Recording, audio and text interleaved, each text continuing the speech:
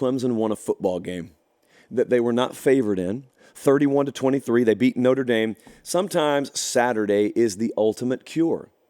Sunday last week, I needed a cure from food poisoning, and it was not provided to me. The sink was my cure. But Dabo Swinney, he got a Saturday delivered to him yesterday, and he got an inspired performance from his team, and they won. And if you have been out of pocket, let me tell you something.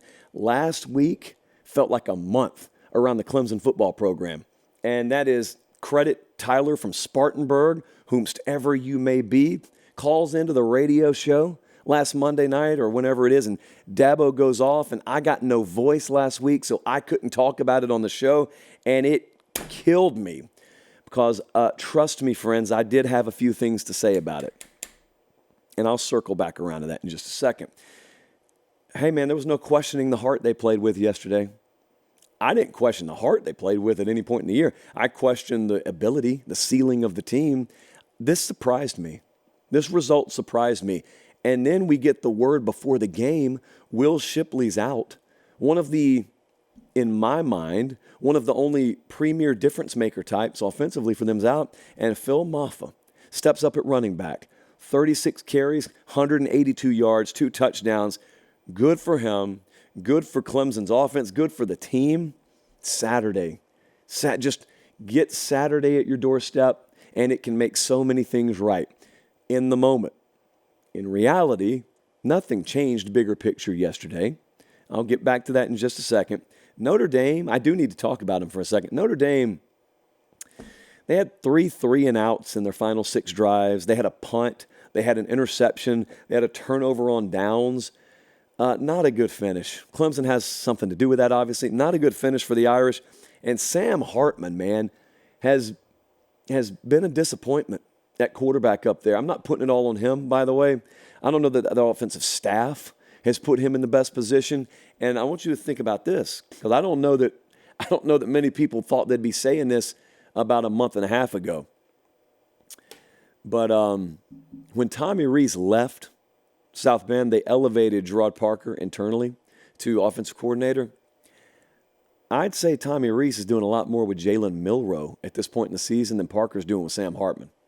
Hartman was 13 of 30 yesterday. He's had multiple interceptions in 3 of his last 4 games, and just expected more. Maybe that's on me. I'm always willing to consider the possibility that maybe I built a guy up a little bit too lofty in my own head. Maybe it's my expectations that are the problem. Maybe Sam Hartman's not the problem. Maybe Parker there and the offensive staff's not the problem. Maybe we need to share the blame. I think we can all agree upon that at least. The what now culture is having a time. The what now culture is the kind of folks who last week wanted to fire Dabo Swinney. Then he wins a game yesterday. And the what now is all of a sudden, they're rejuvenated. They're revitalized. Dabo's turned the page. Oh, look at this teary post-game press conference. That's emotion. Your emotions make you do some terrible things sometimes. It's wonderful. God implanted that in me for a reason, but all due respect to my Creator, when it comes time to judge this stuff, I cannot let game-by-game results cloud my better judgment on this. Nothing's changed about the overall trajectory of the Clemson program over the last 2 weeks. So you had the worst of outcomes and the best of outcomes. When Dabo went off on that caller on the radio show, I tweeted out, Dabo's not going to change. And that was not me taking the caller's side against him. Unfortunately, I had no voice, so I couldn't really vocalize this. Some people took that to mean, he's going after Dabo. And in reality, Dabo dealt with that caller exactly how he should.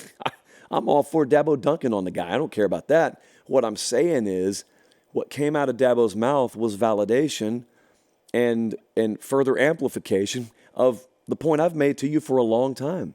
And that is, you may look at his approach to the transfer portal and just assume that once they lose some games because they're not talented enough, he'll change. And I'm telling you, I don't think that's the case. I've told you that the entire season. When Dabo says it, it just makes me feel more confident that my opinion is spot on.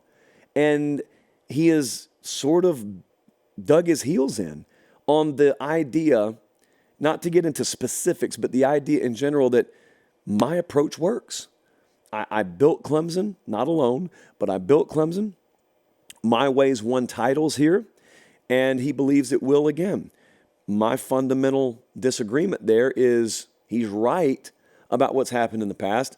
I just happen to think some of the approaches that did work in one era may not be tailor-made to work in this era or the coming era, and we'll find out one way or the other. And it's ultimately up to him. It's not up to me.